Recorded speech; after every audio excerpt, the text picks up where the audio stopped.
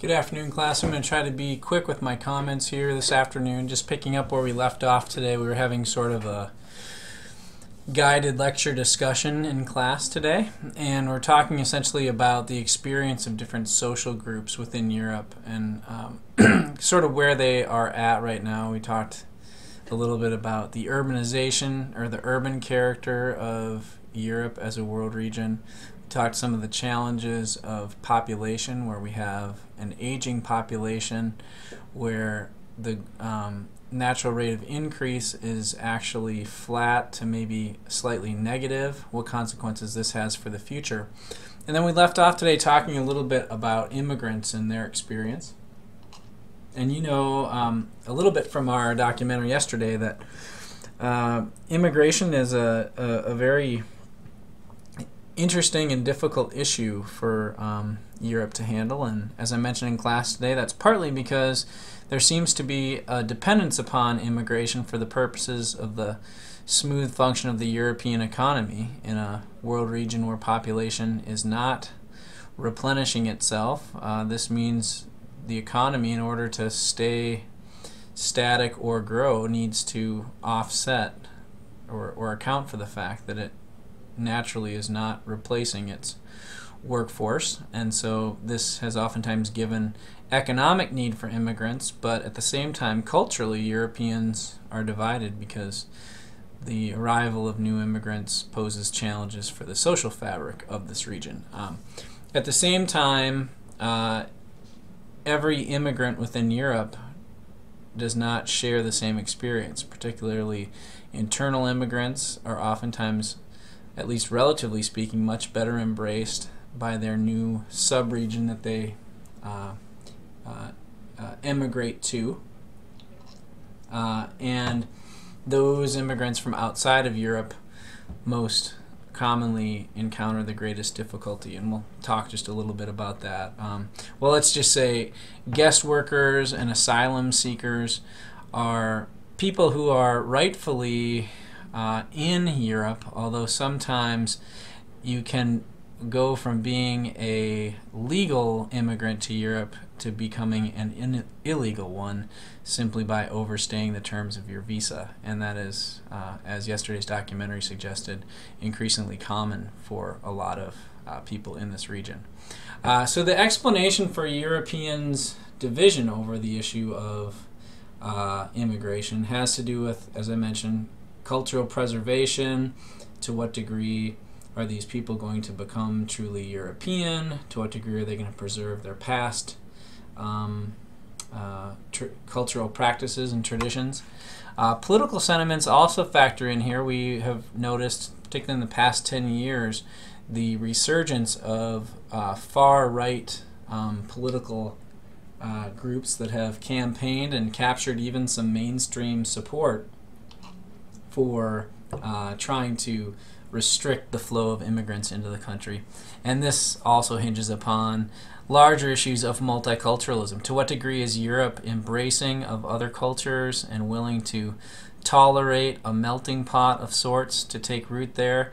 And to what degree does this harm Europe's smooth political and cultural function? Are there cases where this is just a bridge too far to cross, whether or not Europe can embrace a fully broad range of citizens within itself? So assimilation, we talked a little bit about this in class today, and one of the challenges that immigrants to Europe face is, in many respects, there's an expectation that they will become more European and less whatever their region, less like people of that region that they have left to enter into Europe. And this creates problems such as alienation, cultural alienation. When one moves from a familiar place where they are more or less embraced and are familiar with the cultural landscape, of course, the challenges of immigration, economic, political, cultural, those can leave a good number, as it oftentimes happens in Europe, a good number of people alienated from any sense of belonging and part of a larger whole. Some of this can result just from the process of assimilation itself.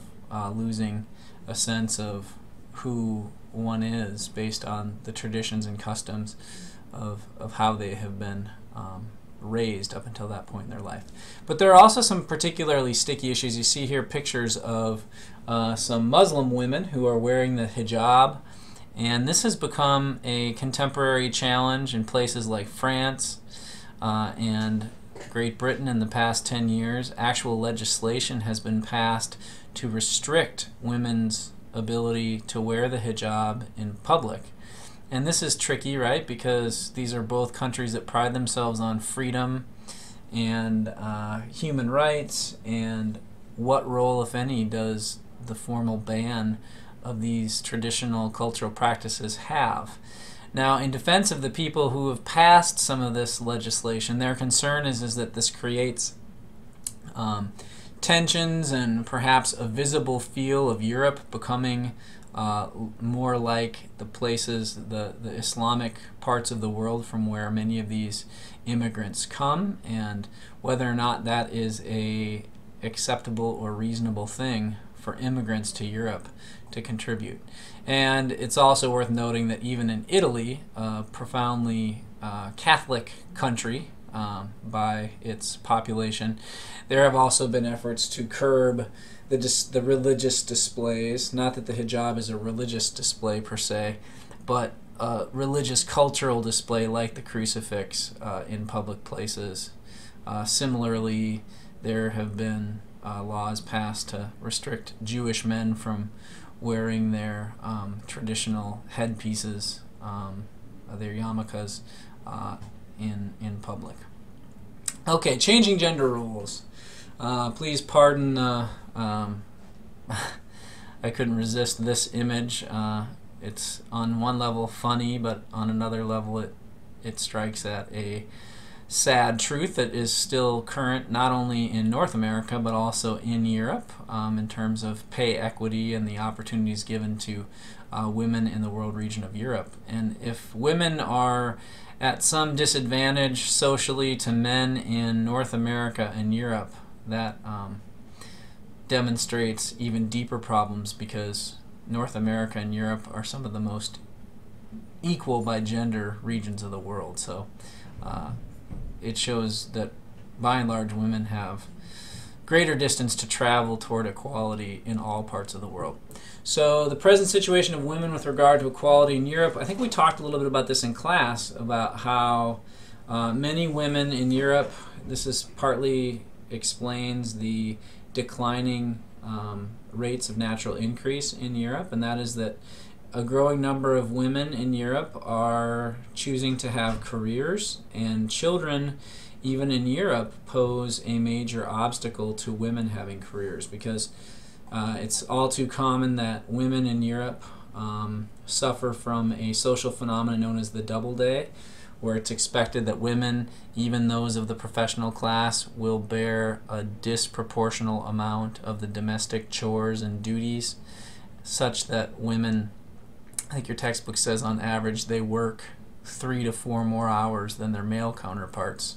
This is if you include both their professional and domestic work during the day. Many women come home after work and do more work for their households.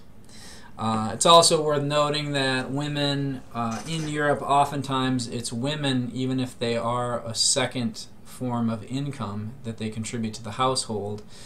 Usually it's the woman's job that has to be the flexible one. So they make their employment decisions based on the proximity of their work to home, the flexibility of a schedule at their place of work.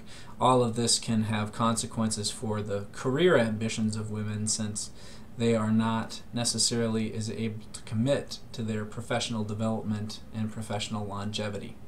As you noted, in page 201 of our textbook, it shows that in Europe, sort of like in the United States, depending on which region of the world you're talking about, women in Europe suffer from less pay for similar work, usually between 60 to 80%.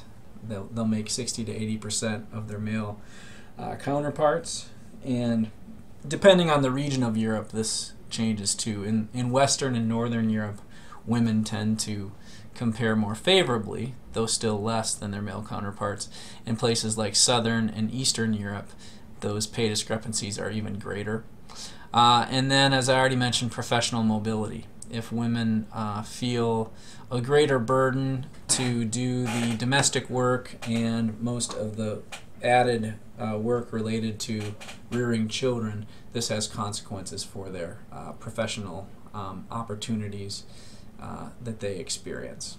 Okay, and you can look at this how you like, but it seems that women in Europe probably compare slightly more negatively in terms of their opportunity and pay to their counterparts in the United States, although in many respects it's quite similar. And again, I'll just repeat my point that women in Europe and in North America actually fare better relative to men than most other regions of the world. And I will note some of the areas of encouragement might come in the fact that we have growing examples. For example, in higher education, more women than men are graduating with degrees. So it might be that this will be showing signs of changing somewhat soon. In Norway, your textbook gives a specific example of how Norway has just elected its first female prime minister, and also she has appointed almost half of her cabinet. She has appointed women to those positions. And like other Scandinavian countries, women are almost, though not quite, a half of some of the highest ranking government official positions in their respective countries. Okay, let me close by talking just briefly about social welfare systems. In Europe, they use the term social protection, and depending on which region of Europe you're talking about, Scandinavia is probably the most advanced, if that's the term you will prefer, meaning they offer the largest social safety net. And this is based largely on an assumption that there is a social contract, that the society is held together by an expectation that when you come together and you allow certain powers to the government, essentially when free individuals consent to government, they are not just consenting to play by the rules that the government establishes, but they're also consenting to an expectation that the government will take care of and provide a reasonable standard of living for all individuals within that society. I think it's fair to say that throughout Europe there's a slightly greater commitment than there is in the United States to this idea of social welfare or social protection. This tends to be evident in the amount of, Europe pays for not only public schools, the government, I should say, pays not only for public schooling, but also university, most of the university level schooling. It can be competitive to get in, but for the most part, those costs are covered by the government.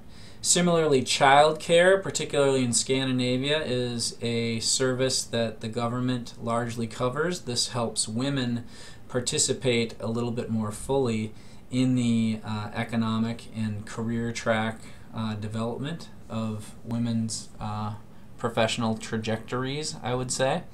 And so there's a slightly greater level of government involvement there. And generally speaking, as you proceed from north, the degree of government involvement in the cost of government and the services it provides is greatest in the north, in Scandinavia. It becomes slightly less in Western Europe, and then slightly lesser still in Southern Europe, and then it becomes its least in Eastern Europe, largely based on the essentially the strength of those economies and therefore the government's ability to pay for things.